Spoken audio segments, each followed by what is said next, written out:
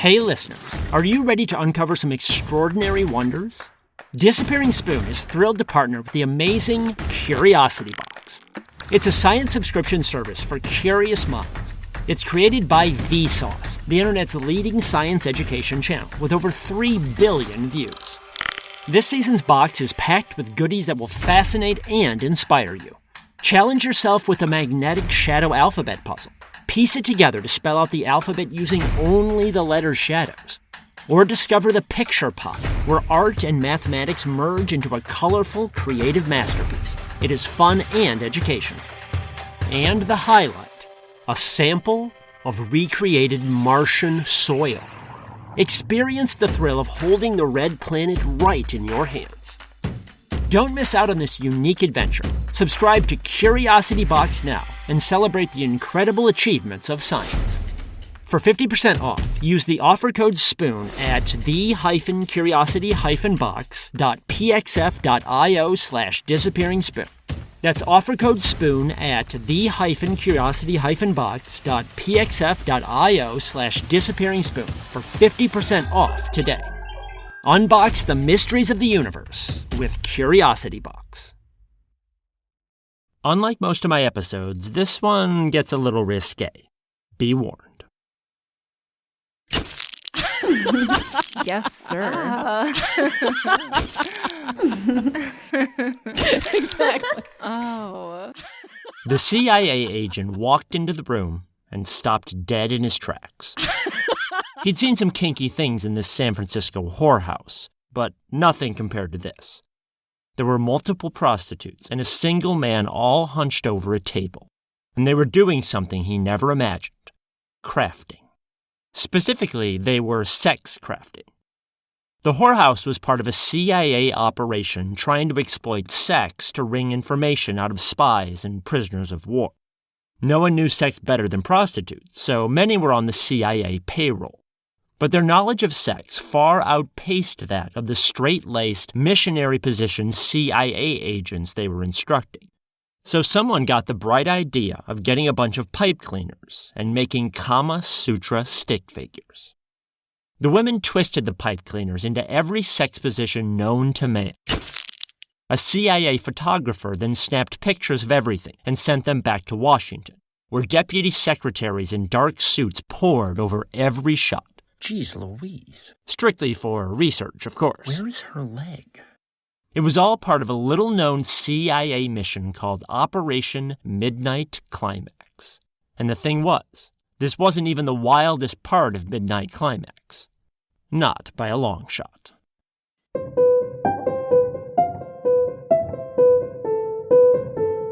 Hi, I'm Sam Keene, and you're listening to The Disappearing Spoon, a topsy-turvy, science-y history podcast, where footnotes become the real story.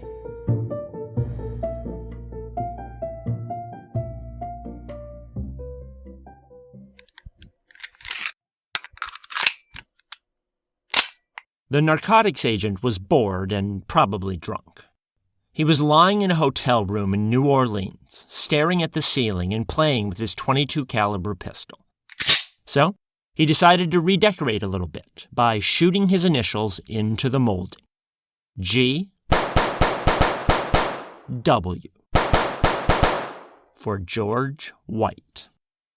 George White was raised in California, the son of a banker and a mayor. He had a shaved, bald head and was pretty pudgy, weighing in at over 200 pounds. He also had the most startling blue eyes anyone had ever seen.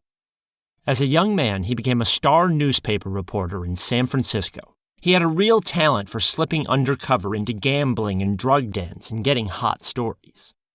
But ultimately, reporting was too tame for White. He wanted power, and he wanted to immerse himself in the criminal underworld. So he became a narcotics agent, and a damn good one. It helped that White genuinely liked lowlifes. He counted pimps, hookers, hitmen, and pornographers among his friends. He also felt bad for people he busted, and especially their children. So he often struck deals with people that he arrested to give him information in exchange for reduced charges. But White could be a hard ass when necessary. He liked to prowl around jazz joints. He busted Billie Holiday for opium once, although to his chagrin, she later beat the charges. And at times, he could be outright sadistic. He once told a subordinate that, hell, it was easy to get criminals to talk. Quote, if it was a girl, you put her tits in a drawer and then slam the drawer. If it was a guy, you took his cock No. and you hit it with a hammer.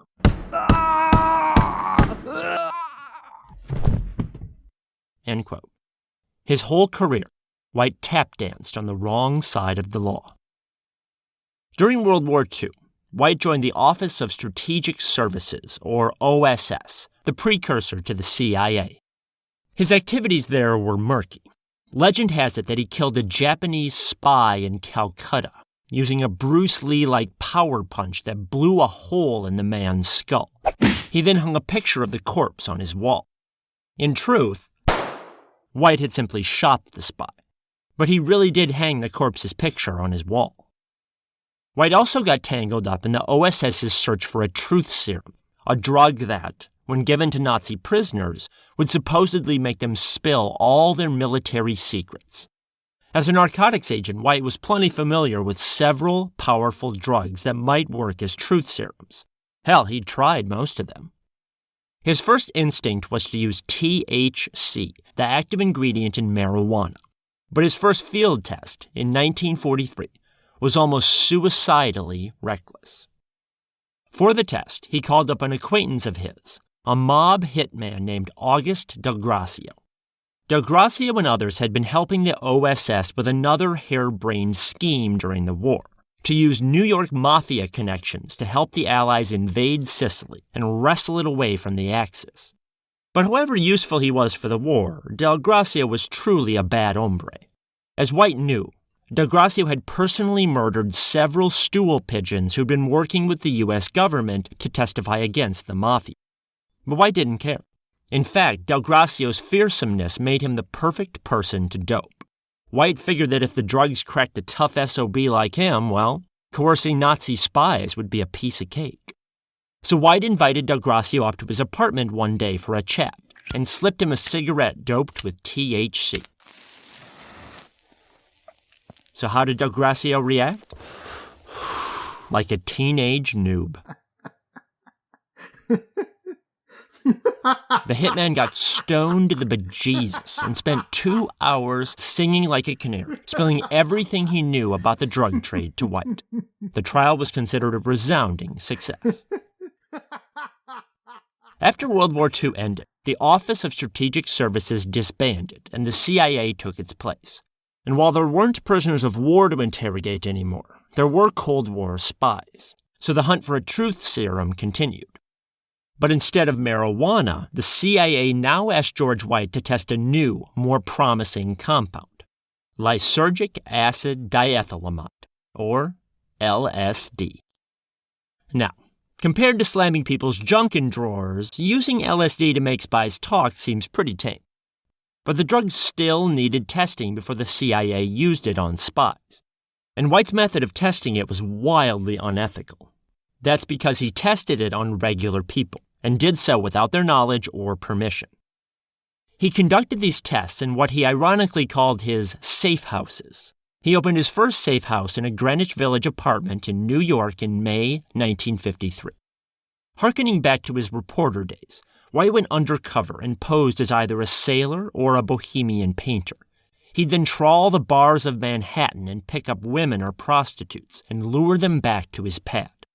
There, he'd slip an LSD Mickey into their drinks, then sit back and watch the results. They weren't pretty. In a dope diary, he recorded the women's reactions. Gloria gets horrors, or Janet's sky high. Based on the drug's tumultuous effects, White gave LSD the code name Stormy. Although he enjoyed New York, White transferred back to San Francisco in 1955. And here's where things got truly wild. Whenever the CIA runs a secret program, it picks a code name for it. And these code names are usually empty or innocuous. But Operation Midnight Climax was exactly what it sounded like. For the San Francisco safe house, White rented an apartment on Telegraph Hill with stunning views of the Golden Gate Bridge and Alcatraz. He then decorated it like a bordello. There were pictures of can-can dancers and manacled women in fishnet stockings and leather halters. It was supposed to look rich, one colleague remembered, but it was furnished like crap. More darkly, White installed two-way observational mirrors and put recording devices into the electrical outlets to monitor the people having sex. To round up test subjects, one of White's subordinates dressed up in a pimp costume with a pinstriped zoot suit, a wide-brimmed hat, and a huge fake diamond ring. This faux pimp even had a harem of hookers, friends of White's who were in on the scam. They'd pick up Johns at bars below Telegraph Hill and bring them back to the pad. There, they'd slip LSD into the men's drinks, sometimes with pre-coated swizzle sticks. The women earned up to $100 per night for their troubles, plus money from the transaction. They also got chits from George White, meaning that if they got arrested on unrelated business, they could call up White and he'd spring them from jail. White always looked after the lowlifes he cared about. For his part, White kept working as a narcotics agent by day, but nearly every night he turned into a voyeur. He'd slip into the observation room behind the two-way mirror. There, he'd open the room's refrigerator and remove the pitcher of chilled martinis he always kept inside. And in the weirdest detail of all, White would then take a seat to watch. But he didn't sit down in a chair. Rather, he sat on a portable toilet that he'd installed right behind the mirror. Really. And as he sat on his toilet throne, he'd guzzle his martinis and salivate over the drug-fueled sex until he blacked out. Then he'd get up the next morning and do the same thing, busting people for drugs by day, then retreating to the safe house and helping administer those same drugs by night. But White and his colleagues did learn something from watching all that sex. Again, the point of Operation Midnight Climax was the drugs, to develop a truth serum. The sex was incidental, just a way to lure men into the trap. But the CIA was starting to realize that drugs weren't very reliable. Sometimes people did blab, like the mob hitman. But just as often, people talked terrified gibberish about lizard monsters chasing after them, or the walls melting before their very eyes. Drugs were simply too unreliable to serve as truth serums. Sex, on the other hand, had potential. CIA agents began noticing that the prostitutes were actually pretty sharp amateur psychologists. As their clients got more and more revved up during sex, the women would suddenly stop and propose doing something extra dirty. Maybe one of those pipe cleaner positions? Now, trying a pipe cleaner position would of course cost the men extra money, sometimes a lot more money. But if the hooker read the man correctly, he almost always agreed to pay. In the throes of passion, he seemed to have no free will. So, could the CIA use that lack of willpower to wring secrets out of people? Could they get them to pay for pipe cleaner positions, not with money, but information? Alas, this didn't seem to work. In the middle of coitus, as one agent put it, the guy was focused solely on his hormonal needs. He could barely remember his name, much less complex secrets. But before long, the CIA agents did discover something intriguing, that you could often coax secrets out of people after sex. Johns knew the drill when it came to picking out prostitutes. The women made money on a per-client basis. So as soon as a guy finished, she cleaned up, got dressed, and scrammed to seek out more clients. But if a prostitute broke that pattern, the men were startled. That is, if she curled up next to him after sex and lit a cigarette and pretended that she just wanted to bask in his studliness for a while, the guy was immensely flattered. So much so that he became emotionally vulnerable and let his guard down without realizing it. Men liked having their egos stroked, too. And with a few leading questions and some well-timed giggles, the women could get the men to blab about almost anything. Trade secrets, crimes, degrading fantasies you could use to blackmail them. It wasn't quite a truth serum. But listeners, if you want people to talk about something taboo, after sex is a psychologically promising time. The last years of Operation Midnight Climax were even wilder than the early years.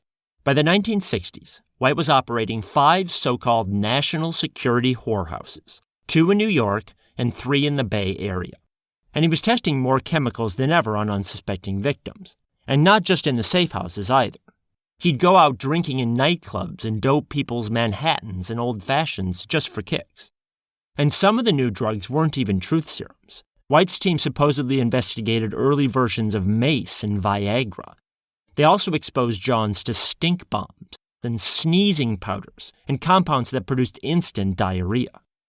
White also got off his toilet now and then and began partaking in the sex scenes himself.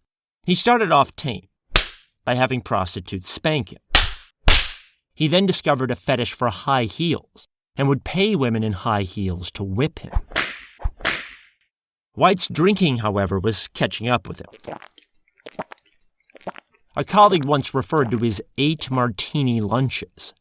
The low point came one night when another CIA agent walked into a safe house to find White slumped on the floor. On the ground next to him lay an empty bottle of Gibson's gin.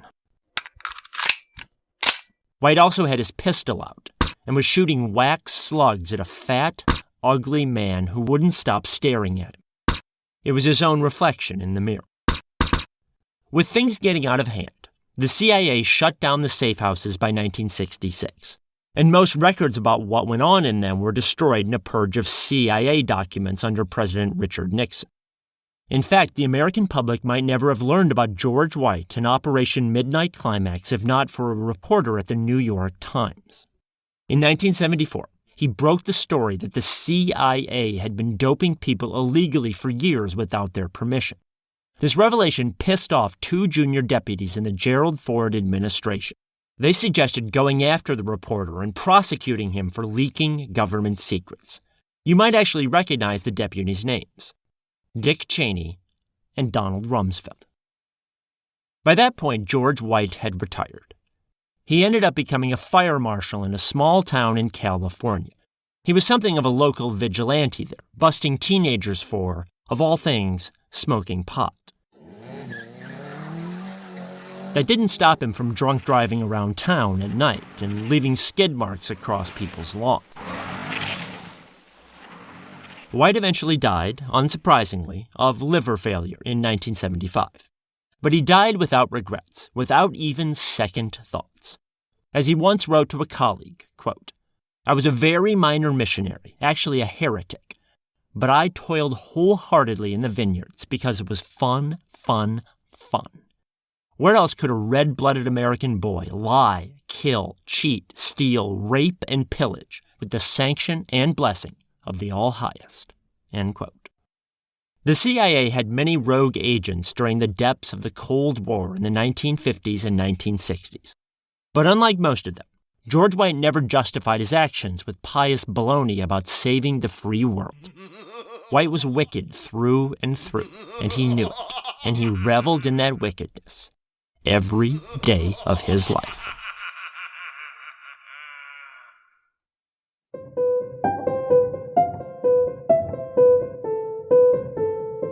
For more information about this episode, visit patreon.com/disappearingspoon. There, you can also suggest stories for future episodes, get signed merchandise, and find bonus material like extra podcasts and pictures. Also visit samkeen.com/podcast. There you can find more incredible stories from my books and learn how to book me as a speaker at your school or event. And if you like this podcast, please spread the word to others, both online and in person. I'm listener-supported, and word of mouth means a lot. Thanks for listening to The Disappearing Spoon.